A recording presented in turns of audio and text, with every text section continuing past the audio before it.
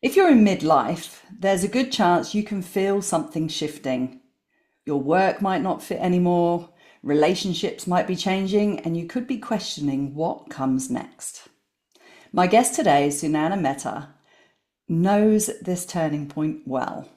After 20 years leading global brand strategy for companies like Nike, Levi's, and Coca-Cola, she stepped away from corporate life to rethink what really mattered. At 50, she rebuilt from the inside out, and now, as the founder of Design Your Next, Sunaina supports women to create lives that feel aligned, authentic, and alive.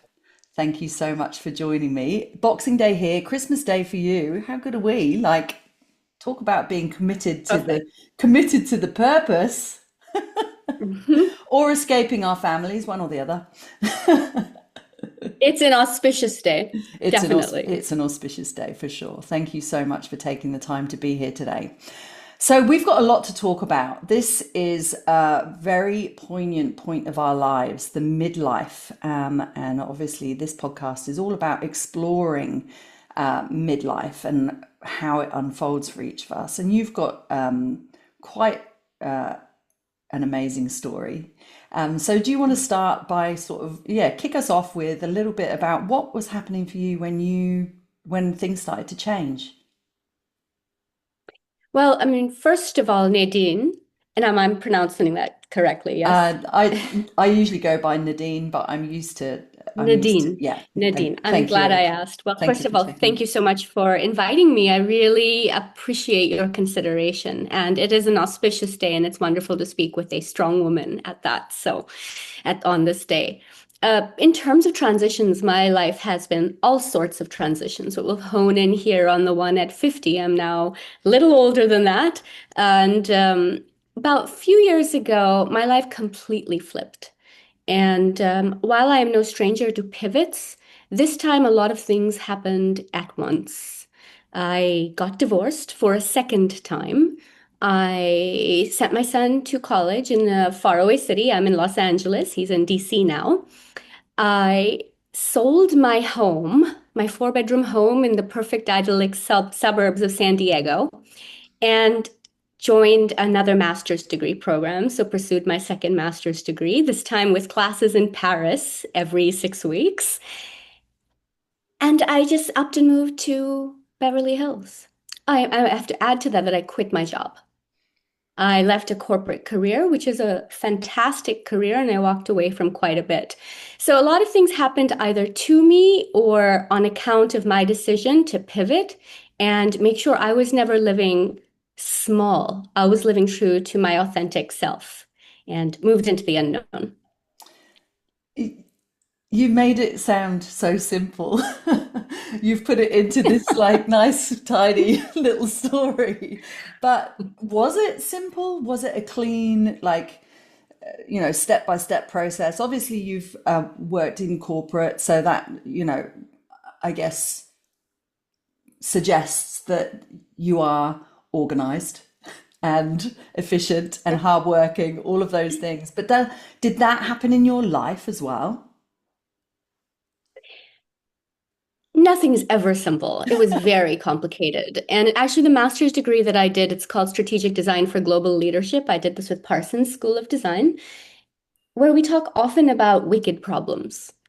And by wicked problems, we mean very complex problems. It's a design terminology where one thing is layered with another, interconnected with a third or a fourth thing. And to take one apart means to dismantle or to look at the entire puzzle together. So it's a web of sorts. So definitely not simple, at times very, very hard, sometimes very traumatic, while at other times very uplifting and self-determined. I tend to call this graceful rebellion. That's sort of my Love own it. little essence or tagline, which essentially means when you choose yourself, when you're really open to pushing against convention in order to be your most authentic person, that's graceful rebellion because you do have to stand up and rebel. And I guess for women, and I love the name of your podcast and what you're doing for that reason, it speaks to me so much because when we rebel, especially,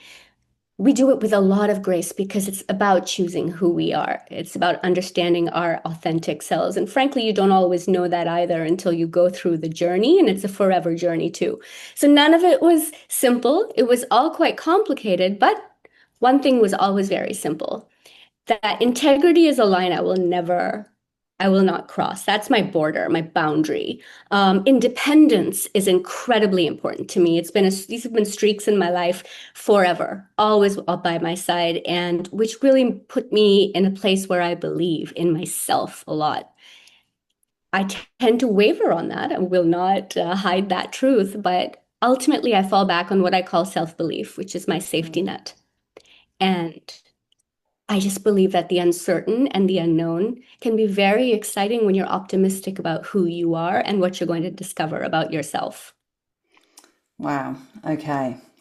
One thing that jumped out from, well, lots of things jumped out for me then, but one thing that I'd love to for you to share a little bit more on is this idea of independence, because I feel like well, depending on where you are in the midlife journey, and if you're a parent, for example, or if you have a career, the independence, like having other people that are depending on you, family, children, work, career. How does independence for you fit into that? Or how do you fit into that?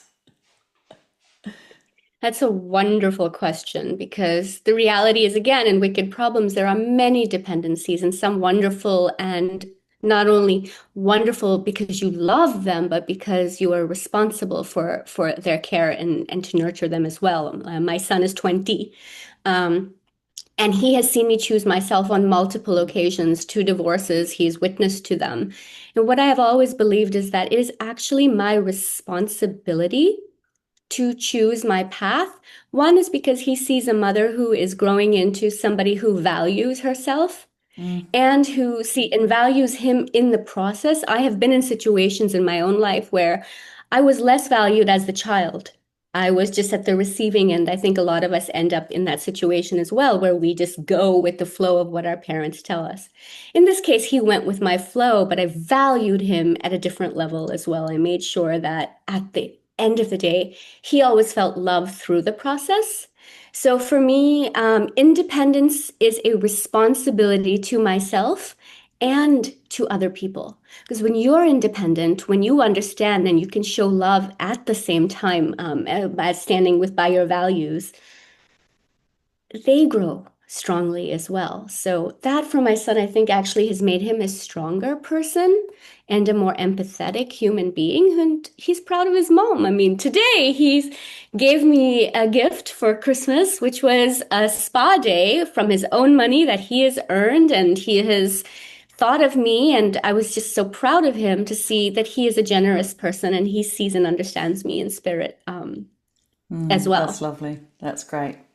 I do want to say this one thing though, Yeah. Nadine, is financially, that's a huge, Mm, huge part of this as well. You know, we can go into that, but to be yes. independent, you have to be financially sound. And I will never, never underestimate the importance of that. Mm, yeah. What was I going to say? The response from other people. I think this is one of the biggest challenges that we could face in our 50s midlife, as we do feel like we want to start making changes, as we do feel like we're growing out of the person that we were, as we do stop wanting to do the things that everyone else expects of us, we want to rebel. But there's a part of us that could be quite worried about how others are going to respond. How did that unfold for you, and what would your advice be? A number of moments are flashing through my mind right now, some of them earlier, some of them from now, but I, I I always say is that when we step away, we think we're going to get isolated. We Mm, think that we're going to be alone. And I'll say, especially during this particular midlife turn of mine, I have met so many incredible women who have stepped forward because of my voice or because they have resonated with the choices I have made. So, what I like to say is that you may think you're going to be isolated, but you are less alone when you move forward. Yes, people react. I have had a situation where I've lived twice in India, in New Delhi. And the second time around, I've moved a lot between the two nations, United States and India.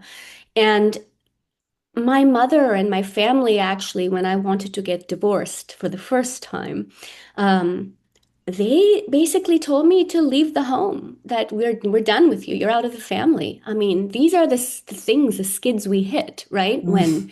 When these situations happen, and those are incredibly traumatic. Um, but they came around because I said, this is my choice, my decision, and I need to abide by that. They came around. Even my first mother-in-law and father-in-law, they love me. They Mm. have come around. So we may go against the grain, but I find that the people who truly, genuinely respect and admire and love you for what you did and who you are will come back. Mm.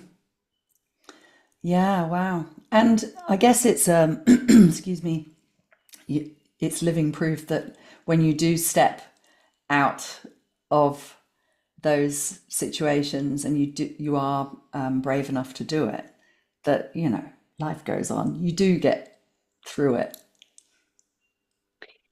You do, and you're stronger for it. Mm. In a good way. I don't just mean like because I was more of a fighter. I mean, you're just more of a whole person Yeah, because of it. yeah. You're being more true to who you really are. Yeah. Just following that thread with marriage, relationship, you've experienced two divorces. Do you feel it's because you were not being who you truly were when you were in those relationships, or did you simply outgrow them? The first one was really about what you said. It was because I wasn't able to be who I was fully. I was in my 20s when I got married the first time. Good family, good people. And he's a good man also. Um, we got married in the United States and after several years moved home. For him, it was home. For me, my second home was New Delhi. And I couldn't fit in culturally. Although I had spent 12 years as a child in New Delhi as well, I couldn't fit culturally with the family needs or expectations. It just was a different vibe.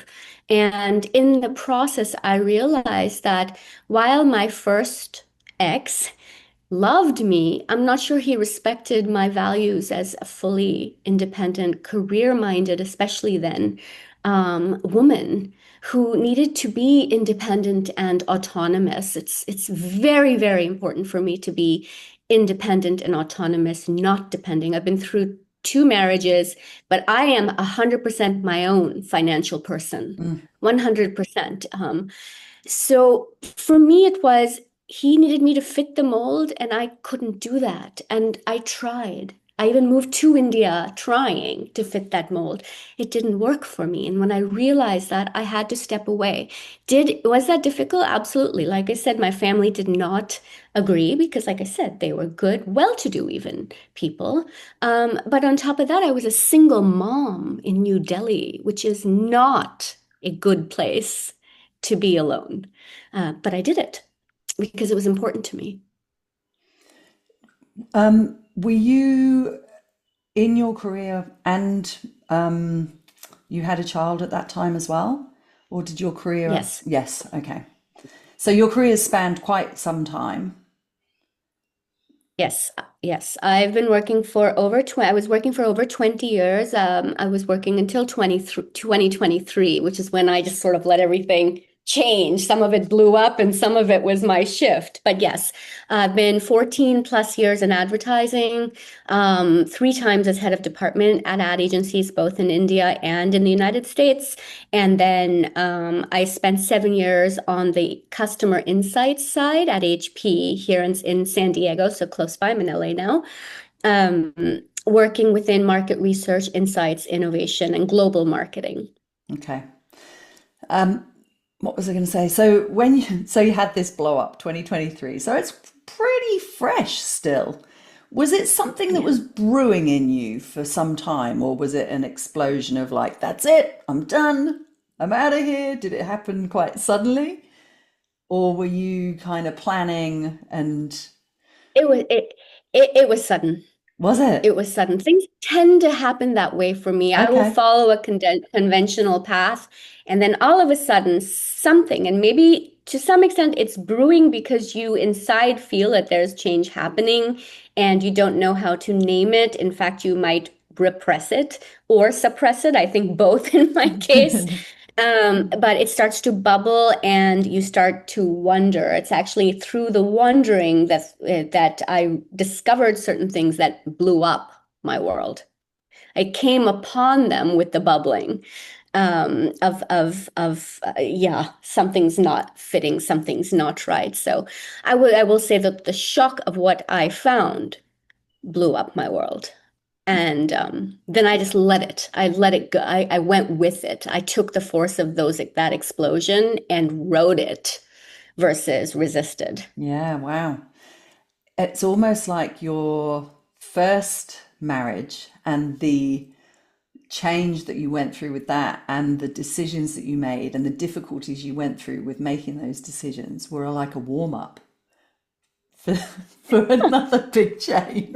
Someone once told me, somebody I dated twice, he told me you've graduated from marriage like you did your undergraduate. You did your graduate degree. Yeah, I it's know I'm like you done. I'm not just doing any PhDs. but those things do happen in our lives, don't they? Where we have these these experiences which seem big at the time, but then something bigger comes along, and you realize that all of those life lessons that you learned in the earlier days, although at the time you're like, why me? They can actually, if we choose to learn from them, if we choose to up level, they can actually be very valuable teachers, or they can just repeat, Yeah, or they can just repeat yeah. until we've Absolutely. And in learned. fact, the second time around, I was talking to my mother who was in India. I remember during the crisis in the divorce and second divorce. And I said, people are so, I mean, I still had my 4 bedroom home and, I still was working at the time for HP. And I said, other people have it so much worse, Mm, so much worse. And her response to me, which was very refreshing and helpful, was your feelings are valid. You yeah, have a right to feel the trauma you're feeling. You have the right. Don't think you don't, right? Our feelings they're still valid. And to your point, I love this one saying I heard once, which is we prepare our whole lives for the opportunity that's yet to present itself. mm, And I guess that goes in the negatives as well, the challenges, right? They're preparing us for what's going to come next. And we're ready for it. Yes, I totally agree with you. so let's talk about your reinvention. So you've gone, are you finished at university now? Did you? Yes, And what I was it you graduated in studied? May. Can you explain a little bit more about what that entails and how you came upon choosing it? Absolutely, because it's the craziest, hardest to understand title. We always laugh about this in the program. It's because it's a Master of Science for Strategic Design in Strategic Design for Global Leadership. That's the name of the program. Okay. So essentially, strategic design really is, you know design thinking. Have Not you really, heard no. about design thinking? No. Design thinking it has been a bit of a trend. It's sort of becoming an old conversation now, but at the same time, very important. I mean, very relevant still. So, design thinking is essentially the process of problem solving by first understanding human beings or people and their needs and the problems that they're facing and going at a very iterative, experimental approach to solving it. Uh-huh. So if you have something that's incredibly complex, if you're an engineer, you're going to step back and go, well, we got to, figure out how to code something. The problem is not human-based always, although engineers will argue. I'm an architect as well. From once upon a time, I was a little bit of subject matter understanding. But it's how you approach a problem. When you go with deep empathy and then work experimentally and iteratively to solve for that problem that you're identifying, human first, that's basically design thinking. So it's Okay. used a lot in product development. It's core to product development now. Big companies, famous companies like IDEO, if you've heard of them, that's their core philosophy and Okay. direction. So strategic design is actually stepping back and saying, okay, so there are a lot of systemic problems in the world. So as a business leader, as an organizational leader, as any leader out there, or any person who wants to solve something, solve a problem, let's step back and look at it as a designer. How would a designer unpack this problem Okay. Right. and Yep. solution it? And a designer will always start with the human side, this Yeah. human center, right, to do that. And then they will work and co-create with those people to solve the problem so that the solution really truly is not an imposed one. It is one that is a great fit with the need that they have. So that's what this is strategic design for global leadership, which essentially means it was a global cohort, people from around the world, which was, of course, lovely. Um, but it also means bringing in sustainability and the concepts and the bigger phenomenon that are affecting the world today, and how do we look at those and solve for problems. Okay. And what drew you to this particular course? Did it feel out of the ordinary for you? Was it something you'd had your eye on for a while? Like, I always look for the thing that nobody else is doing. I tend to do that. As I mentioned, my bachelor's undergraduate degree is in architecture. So I began in the design space and working within strategy at both the advertising side. I was in planning, account planning, which is strategy, and in the company side, I was working with the innovation teams and product dev teams. I've been close to the importance been close to design and creativity always, right? So this was a natural kind of thing for me to therefore do, but it's also completely out of the box. When you live in the corporate world for as long as I have, you just want to explode it. Again, you want the outside in. You become so siloed and so specific to the way everybody thinks within this large corporate culture that you forget how to be different. So I was in this program with students who were in their 20s, in their 30s, in their 40s. I was the oldest person in the class, right? And we were all a flat team. There were no hierarchies. There was no command control. It was also very self-led and facilitated self-leadership throughout the program. We had to work together. You learn collaboration at a different scale, right? Collaboration, co-creation, and understanding. Yeah. So it's interesting that you've talked about this sort of new style of leadership and the old corporate structure that sort of needs to change. And I've spoken to several other guests in leadership roles who've sort of indicated the same sort of thing, that it needs to be more person centered. Are you still now in the corporate world using those new skills? no. So I found it after going around and wondering, what should I do? Should I get another job? Should I get into this market? I'm also a sake som. So I'm very into the culture of Japanese sake. So it's a sort of Ah, another creative side that I play with. Um, But after a few interviews and conversations, I was having them over the past year, year and a half in the space I have lived, which is in advertising and brand marketing. I just came around to the conclusion that I don't fit anymore in Uh, that world. I just don't. And I mean, take the age, the midlife piece out of it, just mindset wise, it's not a fit.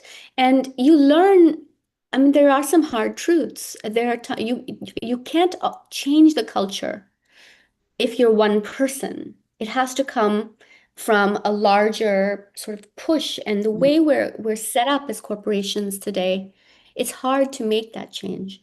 It genuinely is very hard because power is defined differently in the corporate world yeah, than it right. is in, Okay. let's say, an entrepreneur's world or a creative world.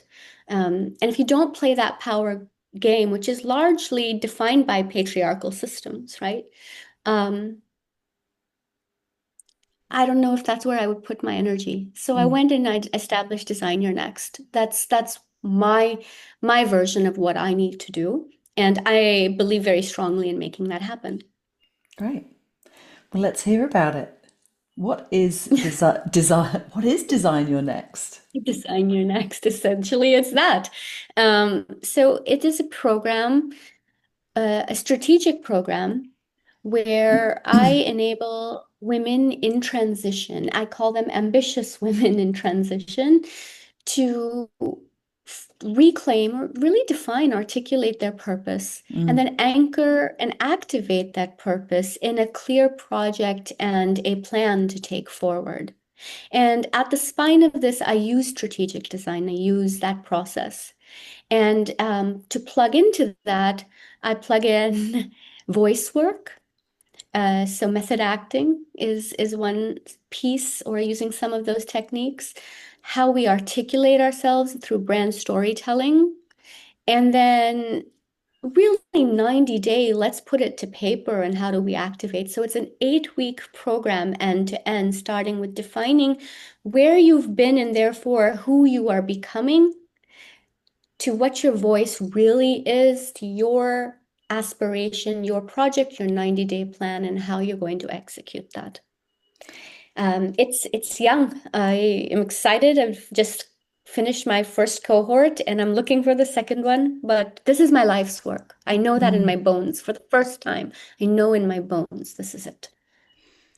So, are the women that you're supporting through this process, are they women like you who are kind of at a point in their careers, like they're career women, who are just not feeling satisfied anymore?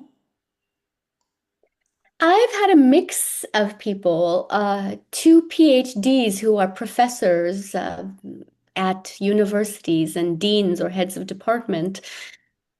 One, a woman in her late 50s, early 60s came to me saying, my legacy, I need to build my Mm, legacy.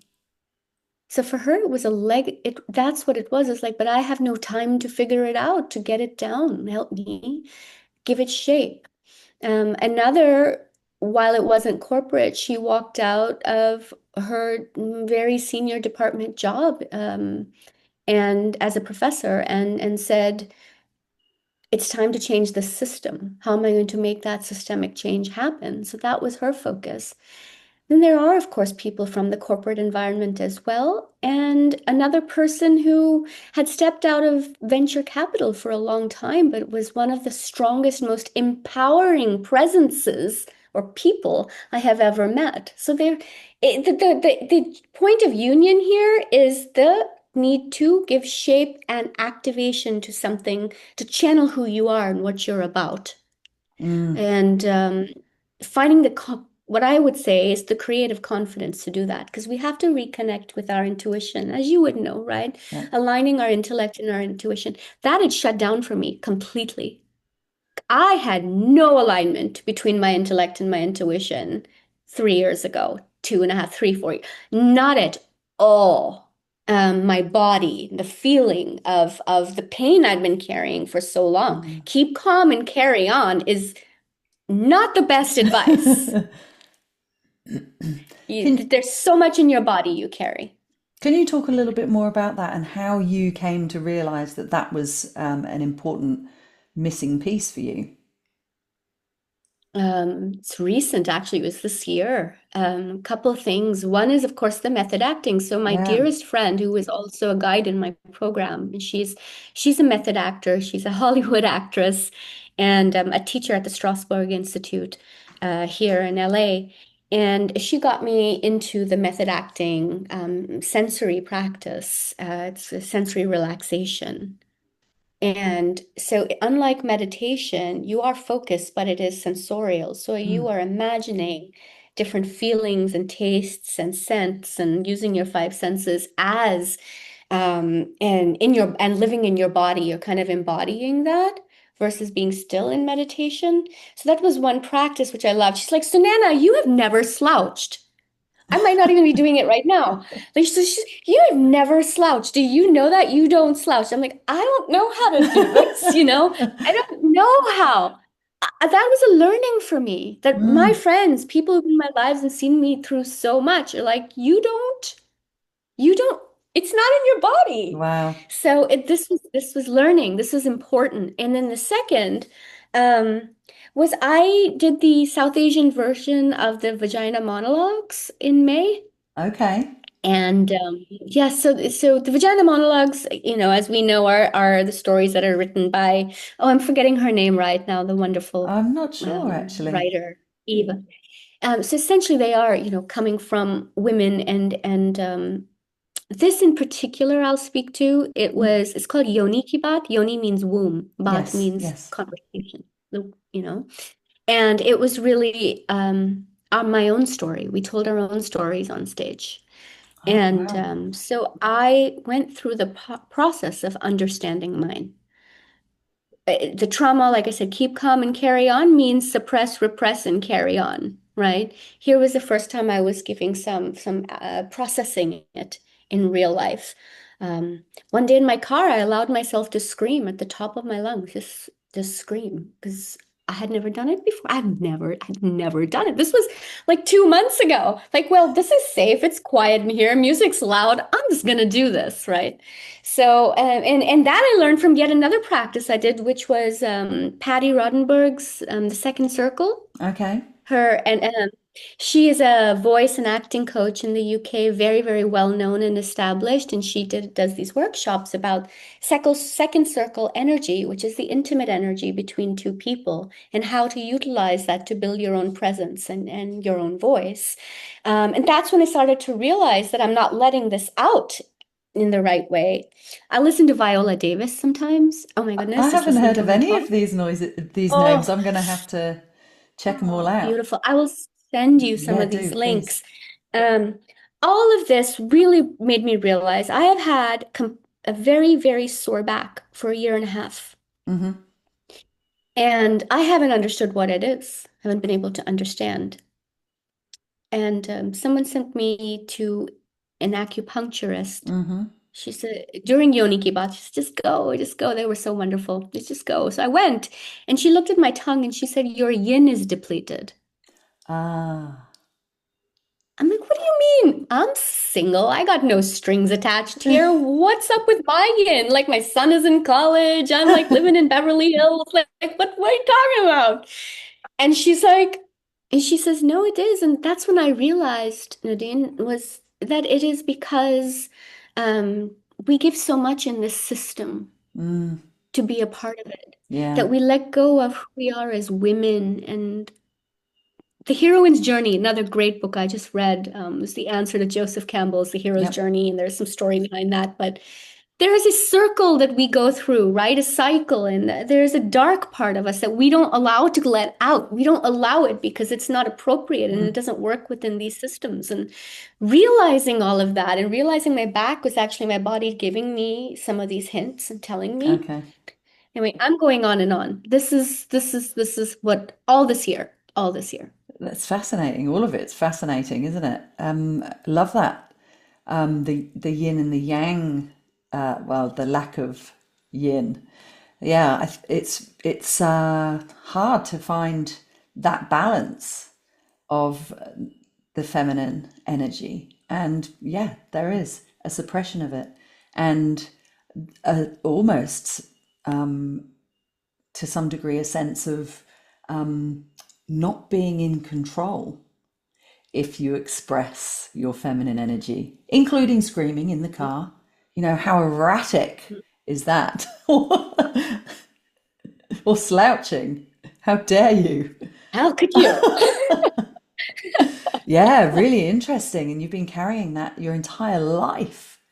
So do you Yeah, feel like it's this is the tip of the oh, iceberg? This stuff that you've learned in the last few months is really just the beginning of something quite different. yes, absolutely. I mean, and while I may wish to go deeper into the side of the spiritual Mm, embodiment, for me, I think the learning from being an executive for so long in the corporate world is I want to see more and more women open up their creative energy to be successfully to be on stand on their own 2 feet, to be independent. And for me, it is getting them to that execution that matters to me. I want to help them because look, I've been doing this. I've pivoted multiple times in my life, and look at what all I just discovered in this past six to yeah. eight months, right? In this year, which is my year of fly, by the way. I give every year a name. So this is Okay. year of fly, and we're getting lift off here, and we're learning. I'm learning. Um, so yeah, so much more to discover, but so much more to give and develop for more people. And I guess there's a fine line between what you're experiencing, learning for yourself and your own evolution, and keeping that grounded work for your clients. Because if you're learning stuff, but well, you could get a little bit, I guess it could get a little bit out there too soon. So here, yeah, yeah, and this is a cohort program, right? So we Mm, all work together. Everybody works together. That's a very critical part of this is both cohort and one-on-one. I do both. Things that both are needed. But the women in my recent cohort are the reason why I have also learned so much more. Because they are high achieving women. mm, They tend to be high achieving women. And I cannot pull out Carol Dweck or Brene Brown, all of whom I respect so much. I respect all of them very much, and say, let's do this exercise, right? That's not going to satisfy these women. These women need to be challenged too. mm, So I have to run a little bit faster to bring them prompts and areas of self-reflection and opportunities for self-discovery in things that they are new and challenging to them as they apply them to themselves. So actually they're part of the reason why I am learning more and more. It's again, it we feed each other. yeah. Do you feel like those women in your cohort have been a mirror for some of the experiences that you've had? And can you see your evolution because of because you're seeing in parts of you in them? Does that make sense? Yeah, yeah, no, it does. I have to think about that because it's almost as if what always surprises and delights me is that everyone's a little different, which is why Mm, keep coming back to everybody is unique. There's nobody like you in this world. It's where you were born, your context, your learning, your experiences, you're the absolute. We're all together. The mirror is that we all share the same, I'd say, universal journey. We are all women. mm, We all have those larger um, threads that bind all of us, but at the same time, they were all quite beautifully different. Um, I'd say the one thing that I was opened up to, which I hadn't really spent time with before, was the IFS process. So it's just not a mirror per se, but a woman actually helped me hold my own mirror up to me. So okay. IFS, internal family systems. Ah, okay. Yep. Yep. Yeah. I haven't done it, And but I've yeah, heard of it. she gifted me the book, Richard Okay. Schwartz, No Bad Parts. And I just spent time with that. And it's almost like she just, wow, it was fantastic. Really? Whether or not you buy into it, Mm, the analysis on yourself is just, I loved it. It was great. So, not a mirror per se, mm. but yeah, it helped. Can you talk about courage? Yeah, yeah. What can we say about courage? We need a hell of a lot of it.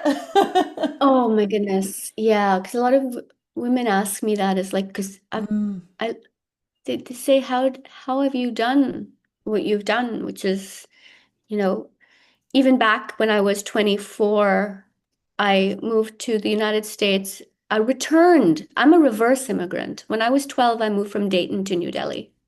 okay, yeah. And yeah, Dayton, Ohio, which is a small city, small town in Ohio, in the Midwest in America, which is where I spent my childhood. Um, Courage, mm, this is just so much to say about this. But courage for me has always been about knowing my boundaries, and when they can't get crossed, there's something from the inside that just gets me to stand up and walk away. I think a lot of my courage has come from having to walk away from things that no longer felt aligned with me. And courage is not only is it hard, it can be dark because you're going to do things that you think you were not capable of before. I have been in situations where, to protect myself, to protect my family, I have had to stand up differently from what I've from who I am. I know I'm kind of rambling now because I have so much to say on this topic, but at the same time, I'm not sure how to anchor it. Can you throw me a lifeline here and help me I guess, see? okay, let's keep it super simple and just how, when you're working with other women and they need courage, how do you communicate with them or assist them in finding what they need to take that next step, to you make the bold move? Is that helpful? Yes, I start with who they are. Mm. We have to start with who you are. And I don't just mean who you are today. I mean, let's start with, I haven't fill in this blank. I was born to fill in the blank. Ooh.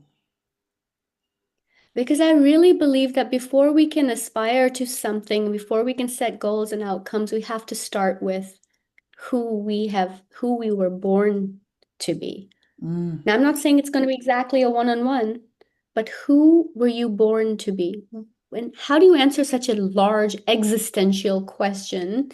Is you start with, what brings you energy? What energizes you? What excites you? Where have you smiled? Where have you felt like you were in a flow, even if you weren't just finding happiness and joy? What was that thing that fired you up? And what were your patterns as you played as a child? Where those showed up? Where do you see them in your early years, your young adult, through the cycle? Can we draw patterns there? Because that's something you're really, really, really good at. You're really amazing. This one woman in the program, and she's just like, I've been doing this I've been using my voice so much, I've forgotten that my strongest suit was listening. Mm.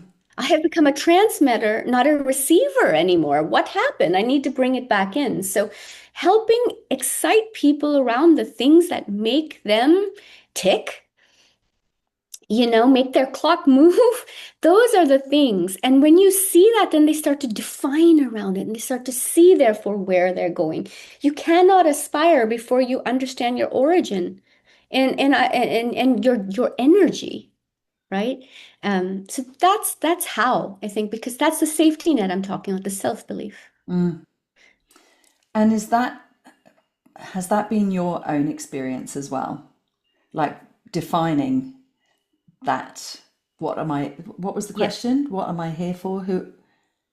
Oh, I was Who born to am fill in the blank. I? Was born to. What are you born to? Has yours So I go changed? with I, you know, mm, I never realized what I was born to. I used to go off of the negatives. So I Mm, wrote, I drew out my life journey. It was part of our master's degree. We had to do our leadership journey in mine. So obviously you got like these ups and downs. And I realized that I have always risen, like, or been strong and amazing and proud of the downs.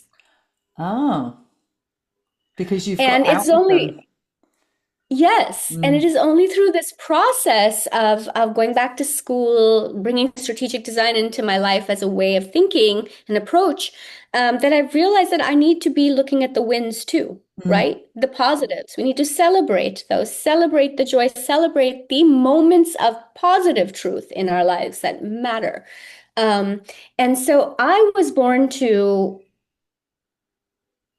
bring people together in fun in experiences where they get to know themselves better. That's always been my jam.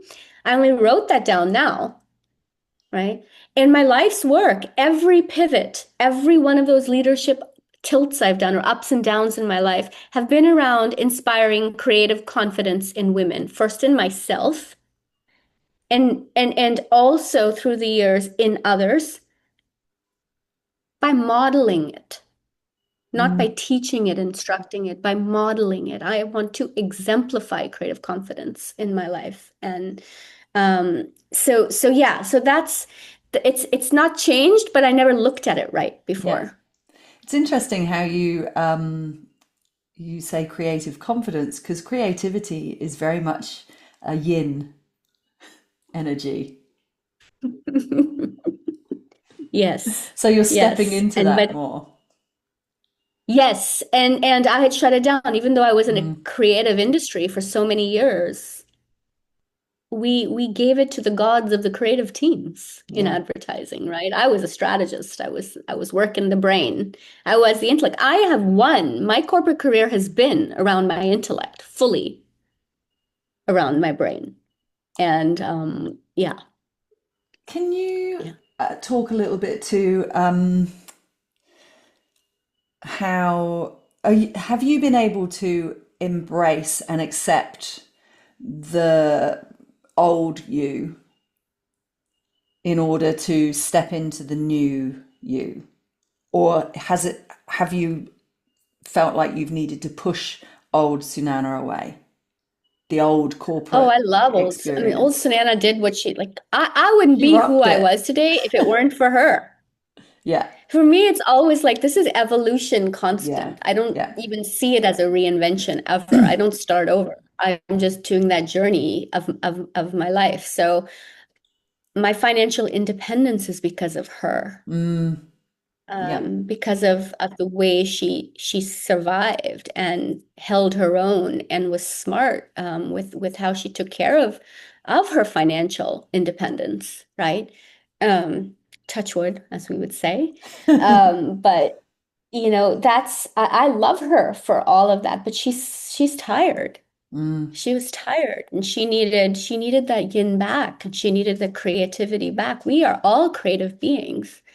We are all creative beings. And when we are creative, we are more open and curious about the unknown and we're less fearful of it. mm. Yeah. We're getting close to the end of our time together. Um, I, I feel like I feel like I'd love for you to sort of. I know we talked about that phrase. I am. Tell me the phrase again. I am here to, or I was born I to. was born to. Can you sort of talk more about purpose and how that has unfolded and is unfolding for you, and how you support other women to sort of discover purpose? Is that? Okay. I think it's kind of it's a little bit different, isn't it? The purpose thing. Yeah. I think so. Yeah, okay. Okay. Yeah, sure. Whatever you'd like, I can talk. Go for it. purpose. Okay. I guess in the bigger scheme of things, let's look, we're talking about leadership, about feminine creativity. I guess I'm thinking of it in that kind of, what's happening in the world, how things are shifting, women are wanting to Yeah. step into their power, purpose, Yeah. that, Yeah. yeah, Yeah. that kind of energy I'm kind of thinking. Yeah. Yeah. Yes.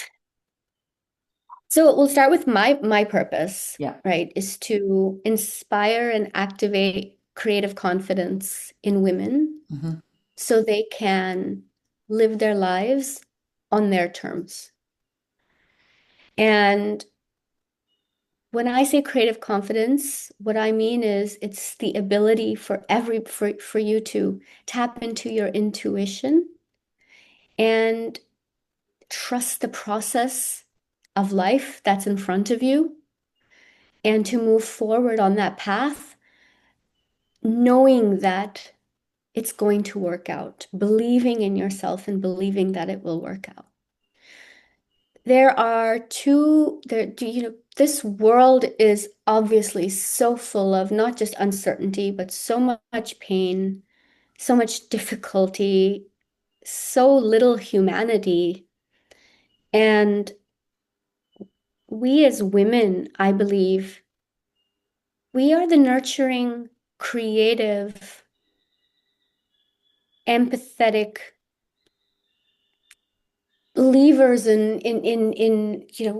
are the ones who bring that forward. And it's a yin yang thing, feminine, masculine, but it's all in each of us, men and women is my point. It's not Mm. just that this is for women, but the point I guess I'm making is that we all have an inherent ability and talent that we can bring out that will be more caring and problem solving for healing for this world.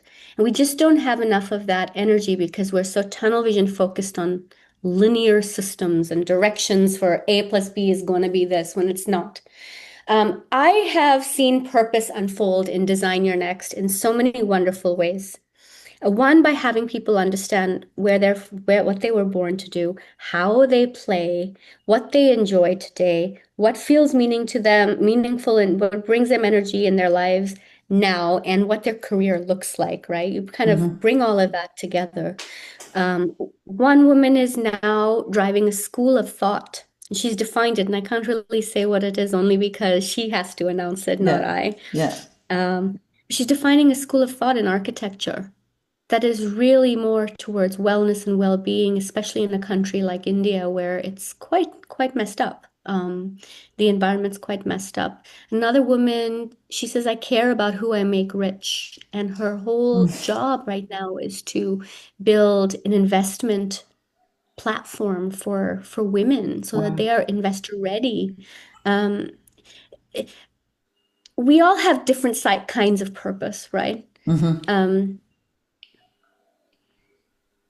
But we need to have it. I guess I've worked in advertising for so many years that purpose is just inherent. It's like what Simon Sinek likes to say, it's the why, right? Yeah. Yeah. Why why do you do what you want to do?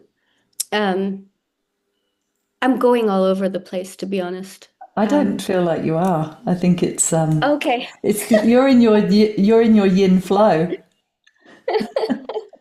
I'll get on my soapbox for a second. It's like when everybody talks about Simon Sinek and everybody says, well, look at what an amazing thing he said. And I'm just like, what are you talking about? This is the way it's always been. Yeah. Why is this shocking to people? And maybe that's always been surprising to me, I think, is when I hear people come to me and say, well, you have to know your why. Of Mm. course, in brand strategy, we always start with why anyway. It's your Okay. brand purpose. Dove is about self-esteem, and Nike's about going out there and the athlete inside you and all of that. So we all have whys. We all have whys, and they're suppressed and layered, so we Mm. don't know what they are. When someone tells you, I gotta give you this thing on imposter syndrome, it's like everybody talks about imposter syndrome and this voice saying, I don't belong. What if you actually don't belong? Mm. Maybe that's your intuition talking, not your critic. Yeah, right. Because these systems are so screwed up.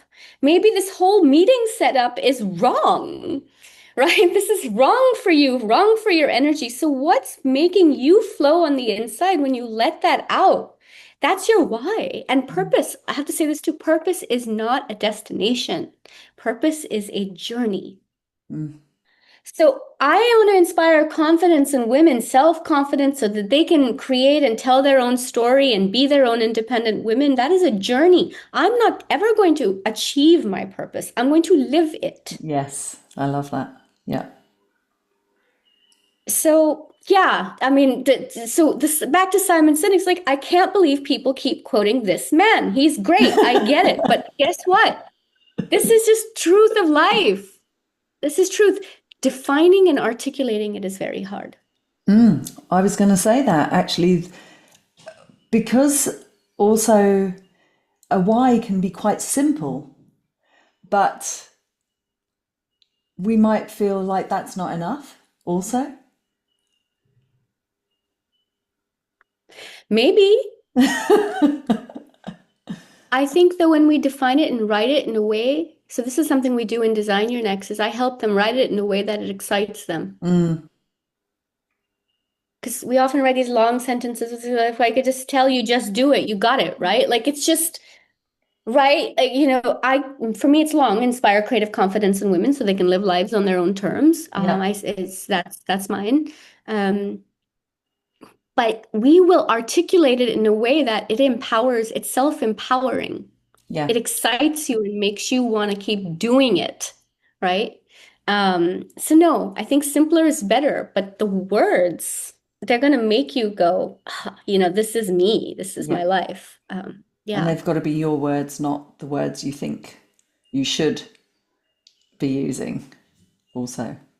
true, true. And you just never know whether they are though. Like sometimes I've had that question. It's like, how do I know this is not the old, me Yeah. from based on what other people tell me? Um, And then we and go I'm like, back well, to the intellect versus intuition, don't we? Really? yes. And we go back to what energizes you. Does this energize you? Does this feel like it's really aligned? Does. Okay, another big piece of this is so with purpose, I have them define, obviously, their from to their vision. Like I can break this process down for you, but the important piece comes from brand strategy, is I have them also write first a belief statement, right? So I was born to fill in the blanks. So we understood how we played, what energized us. I try to imagine where I want to go. Okay, from here to here, what are those shifts? Then what do you believe? And this is not just about believing for you. Let's think about the people you want to impact as well. I hate the word impact. It sounds so forceful and kind of mean. It's to make a difference to, right? Inspire. How, yes, yes. So how do you, what is that? So who and what do you believe? I believe that the world, more women in the world who are on their own 2 feet will only bring more nurturing and more love to everyone else, will only lift. I believe that being independent is a responsibility, not a selfish act, right? Like these are beliefs. And when you define those beliefs, then your purpose comes out more clearly. It becomes more obvious that that's aligned. This I believe so strongly. That's my purpose, therefore. So that's what we actually do in the program is we write all of these statements, right? And then go from there. Cool. Thank you. That was great. The reason I wanted to ask you about purpose is just because I think that this is a moment in our lives, this midlife, where we do really start to question, what is this all about? What is my purpose? And so I was curious to hear what you had to say about it and how you helped others to Yeah. define it. Yeah, I mean, it's why are you here? Kind of that's It's just a we reach little that point where you question. know too much. Yeah, it's amazing because you realize at this point in our lives, it's the same thing with driving. Like people who are older can't drive, learn to drive older because they are aware of the downside so much, Oh, right? Okay. There's more fear. Yeah. Yeah. There's more fear. Less And, inclined to and take risk. yeah, we tend to know what's going wrong, right? Like we reach that point where we've seen so much of life and we have so much to give and so much wisdom and so much ability and still so much energy in midlife. Mm. That you're like, I feel this roaring thing inside of me and I Yes. can't suppress it anymore. My mind won't allow me to suppress it anymore. I think even neurologically, we can't just walk away from it anymore. And in that case, what are we going to do with it? What am I going to do with this thing? And I have no voice for it, no direction, and no idea. Help. Yeah. That's what Design Your Next really is about. It's like, okay, because you already know it's in you. Yeah. That's what design we're this is not about I have to make you realize you have potential. Mm. You know it. You feel it. It's in your gut. You just don't know how to take it out and bring it out into the world so that it's bigger and more meaningful than even you alone. Love that. That's a very that was a beautiful sort of closing description of exactly how it works in your coaching program. Yeah, and it sort of really helps to encapsulate the experience of what women are going through when we know there's more. It's not the end. It's not the story isn't like game over when you reach this point in Oh, your lives. It's like, let's go. game on. It's game on. Let's Game go. on. Sunaina, thank you so much for joining me. We're going to share all of your details in our guest directory so people can find out more about you and get all of your direct links. I've really appreciated this conversation. It's been fun and yeah, appreciate you joining me on Christmas. Thank you so Oh, it's the much. perfect day for this. Yeah, it's Thank fun. you. I hope you have a wonderful holiday. Thank you. You too. Um, yes, and New Year. And one day I would love to learn more about you. Thank you so much. Thank you.